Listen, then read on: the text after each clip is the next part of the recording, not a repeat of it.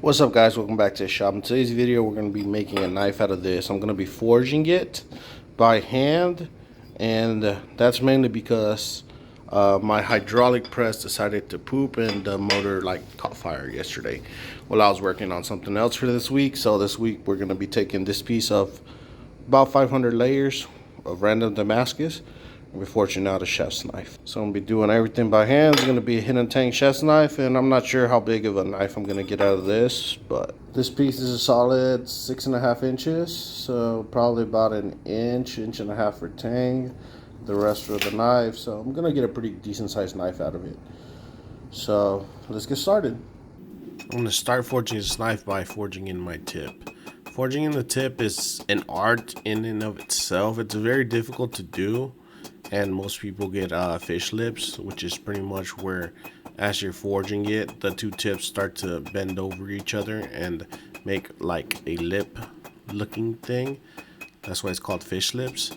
And I have not yet mastered the art of not doing that, so the majority of the time I do end up making fish lips. Here I go off camera and I grind it off, but yeah, it's not that big of an issue. It's something that can easily be fixed by grinding, so it's no biggie. Here I'm actually folding over the actual fish lips that I made. That way I can isolate them, and then I take it over to the grinder off camera. But it's very difficult to get down right the first time, especially after making a lot. And since I don't really hand forge as much as I used to, even though I still have to forge in the tip whenever I'm doing these kinds of knives, it's still something I don't really have all that much practice on. Now that the tip is forged and I got a rough profile of what I need, I'm just slowly working down the spine to get a little bit more length on this knife. I don't want it to be extremely tall, but I also want to get some length, so I'm working it that way. And once I have the length that I want, I'm going to isolate what I'm going to be using for my tang by hitting it on the corner of the anvil here. I have no idea why I said corner. That's obviously an edge, but we're just going to ignore that and keep going. And I'm isolating what I need, and I'm going to start forging it down to get the length that I need for my hidden tang. Here in this part I actually do it wrong, and I should have actually used the edge on the other side of the anvil, the one closest to me, and it would have given me a nice sharp corner line going up. I did not do that, so my transition is more like a swoop than, you know, just straight up. But that goes with learning. I don't really hand forge that many knives. I really should, because I'm very out of shape on that. By this point, when I'm drawing out the tang, I'm very much missing my hydraulic press, because a lot of work goes into stretching out this steel. And since I didn't really say at the beginning, I'm starting with 1/4 inch stock, so that's pretty much a good stock to forge out of, but it does take some work to get it where we need it.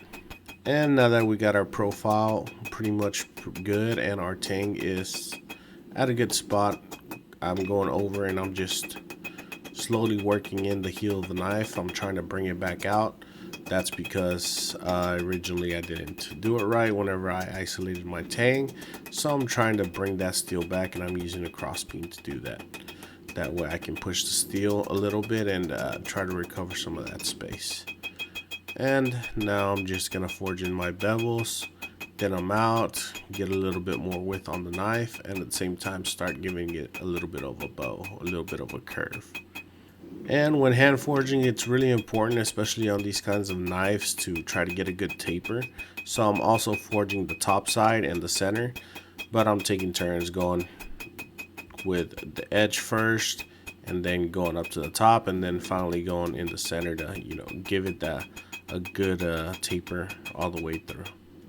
And I know it looks like it's going pretty fast because the pace is pretty quick on this video, and there's parts that I'm not showing that I recorded that I ended up editing it out just for the sake of not boring you guys with a whole bunch of minutes of just straight hammer blows.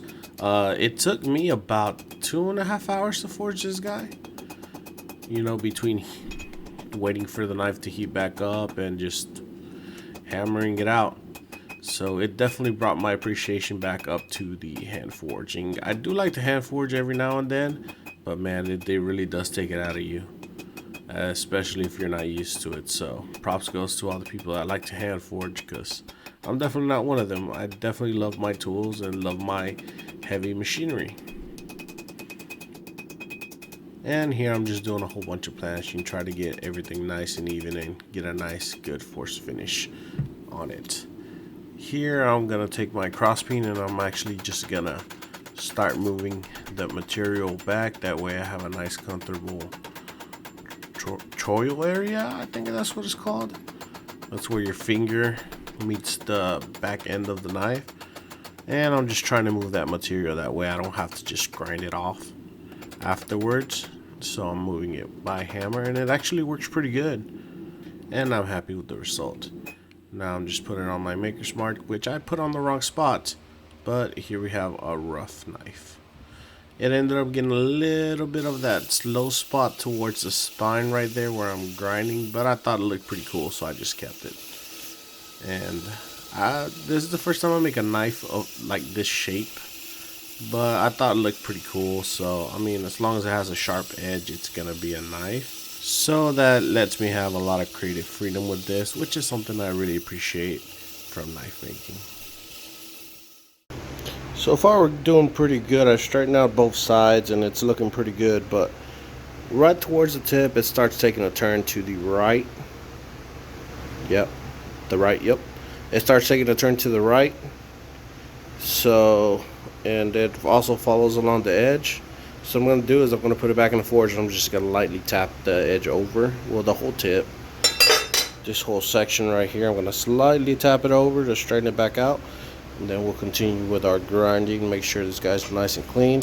I don't know if I'm gonna end up grinding this guy out because it's not that very deep, but if I grind it out, I'll just restamp it before I heat treat. Not too big of a deal. And I'll probably move it a little bit higher too, because I ended up doing it a little bit lower. I don't really stamp by hand. I always use the hydraulic press, so that really sucks, but other than that, it's coming out pretty nicely. I like the profile, I like the shape. Good little knife. Here I'm slightly tapping it just to bend that back, as I said before, but I'm being very, very careful. Every time I hit it, I actually warp it a little bit, so I'm being very careful and trying to restrain it out as I go, so that I can fix that without introducing any new curves or warps that I don't want in that knife. Overall, it comes out pretty nice and straight, so no complaints from me there. And here in the process of grinding in my bevels, I end cleaning up the edge of the knife. I end up grinding out my maker's mark, which isn't that big of a deal.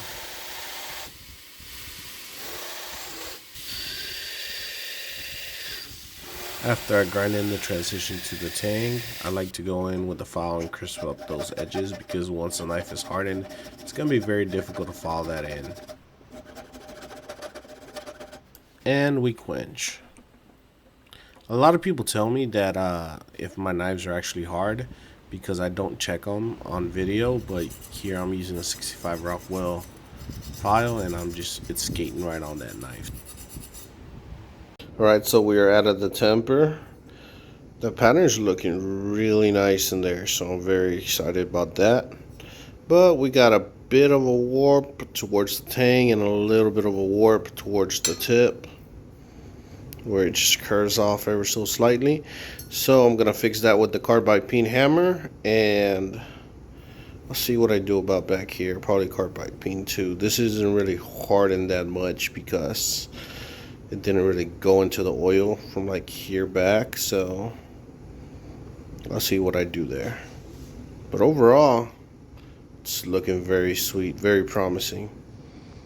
So here I'm using a carbide peen hammer, and pretty much what I'm doing is I have a carbide ball bearing that's in there, and that ball bearing is very, very hard since it's made out of carbide, and what it's actually doing is displacing the steel, causing the space wherever I hit to expand, and it actually unbends the knife by bending it in the opposite direction. And even though my knife is hardened, since that bearing is so hard, it actually treats it like as if it was a softer material, and it just bends it back over. It's definitely a very nice tool, and I recommend it in any knife maker shop. It really helps out with fixing those warps. So this knife came from the same batch of steel as last week, and as you can see, it also has a little delam. Man, that's still shiny.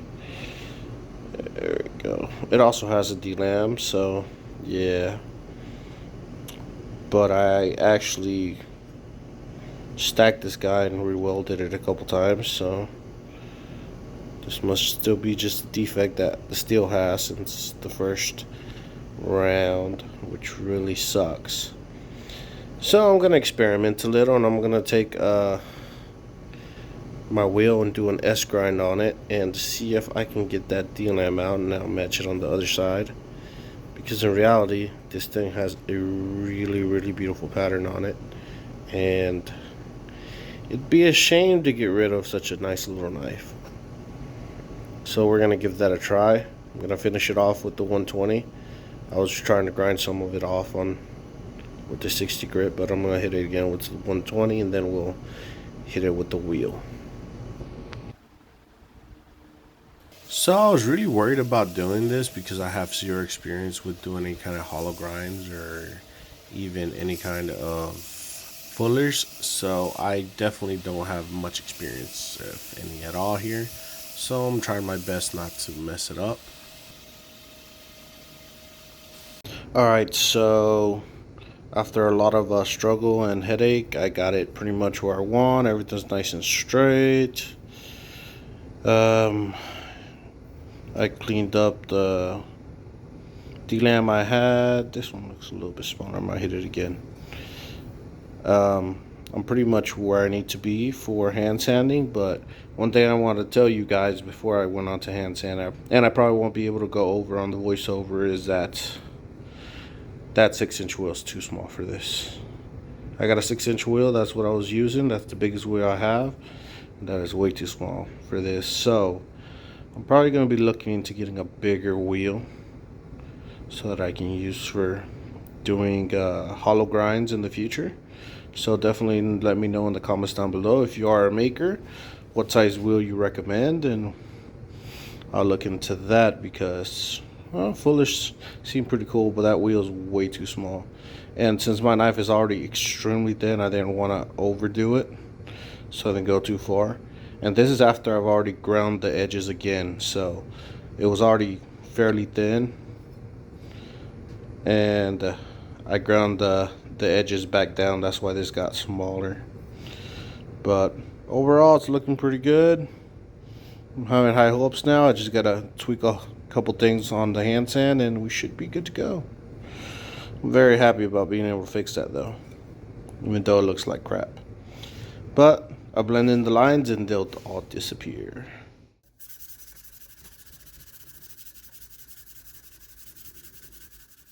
Alright guys, so this is going to be our handle materials. We have a piece of ebony, and we have a stabilized blue dyed burl wood. Got some burling in there. Looks pretty. Man, every time I end up drilling or having to drill one of these fittings or handles or whatever, it always makes me wish I had a mill. But even if I had one, I wouldn't have a space to put it anywhere, so it just makes it look so much easier, which I'm pretty sure it has a lot of work to it as well, but man, that would be so nice. By the way, my drill press is still out, so I'm doing everything by hand with my hand drill again. Hopefully I can get it fixed soon, but no promises there. And this is something I don't think I've done in a video before, or at least I haven't explained it, so I'm going to explain it here. I'm putting on a wax so that the knife doesn't adhere to the handle. And I'm going to mix some epoxy, and I'm going to glue the handle pieces together, while also gluing in the shape of my tang into the knife, so that whenever I remove it and put it back in, it's always going to have a very exact fit, and it's going to really help out with getting everything nice and straight once I start marking my handle and grinding it to shape. And I can remove it, and I don't have to fully have it on there to do any of the work, which really helps out so I don't damage the actual blade of the knife after I etch it. I'm sure the process has a professional name, but I don't know it, so that's what I'm gonna call it. And it works pretty good. A couple taps, and thanks to the wax, it releases very easily. Unfortunately, my clamping wasn't very good, so things moved around. So I have a very unsquare handle, and I'm gonna have to fix that on the grinder. Here I'm grinding it, and I don't have any particular measurements that I need to grind. I'm just trying to get some flat surfaces so that I can then reference the actual straightness of the knife and use that to square out the handle and make sure everything's nice and flush. Here I'm using a piece of quartz as my straight area. I don't have a piece of like precision granite because I have this piece of quartz lying around, so I'm using that. It's straight enough for what I need, and I'm just marking in where the center of my knife runs through, and then I mark some lines with some measurements and got roughly what I need for my handle. My handle tapers out, so I'm grinding in those tapers as I'm squaring everything up.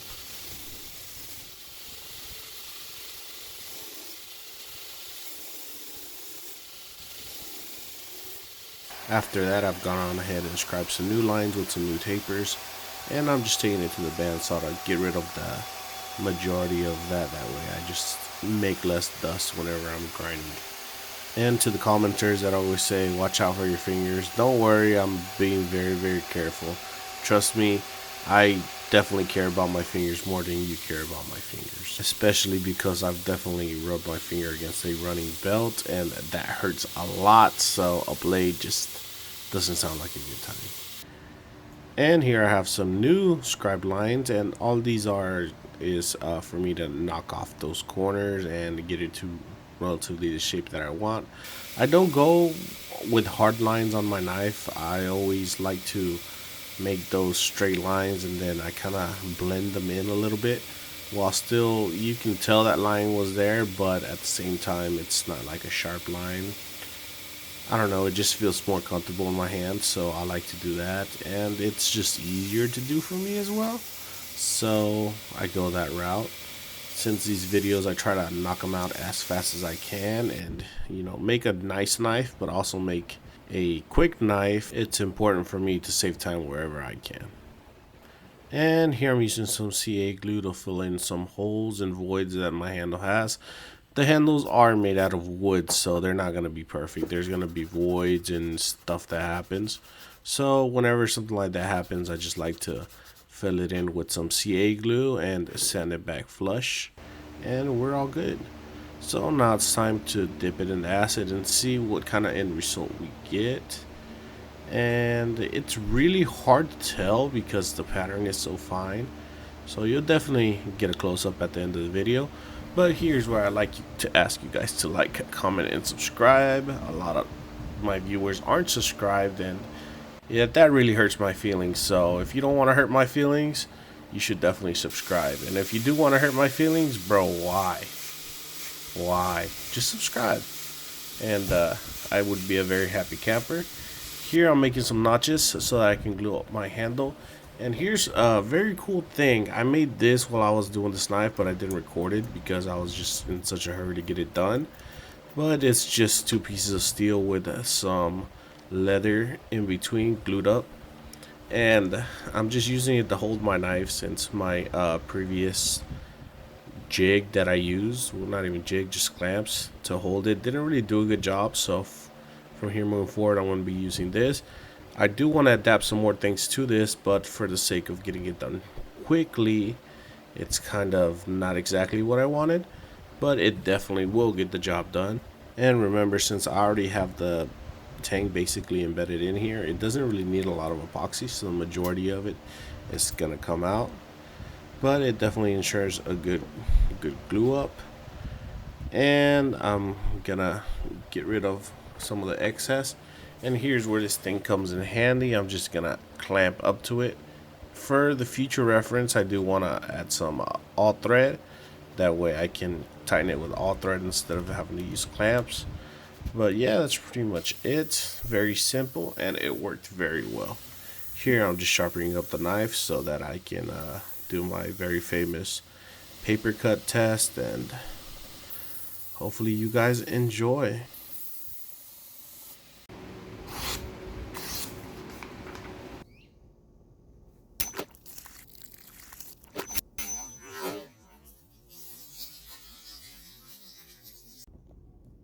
And here is a final look at the knife. I really enjoyed that water bottle cut test because I actually cut it in the water, followed the bottle, and hit the bottom of the stump and then slowly just siphoned out. I thought that was pretty cool. But back to the knife. The patterning on it is beautiful. It has a lot of movement, and it just 500 layers gives you a very tight pattern, but man, that thing gorgeous once you get it up nice and close. It has tons of movement, and it actually even almost looks like kind of grainy, like you would see in wrought iron. Maybe if I went 1,000 layers, it would look a lot cooler. But as always, guys, thank you very much for watching. I greatly appreciate y'all, and I will catch you on the next one. Peace.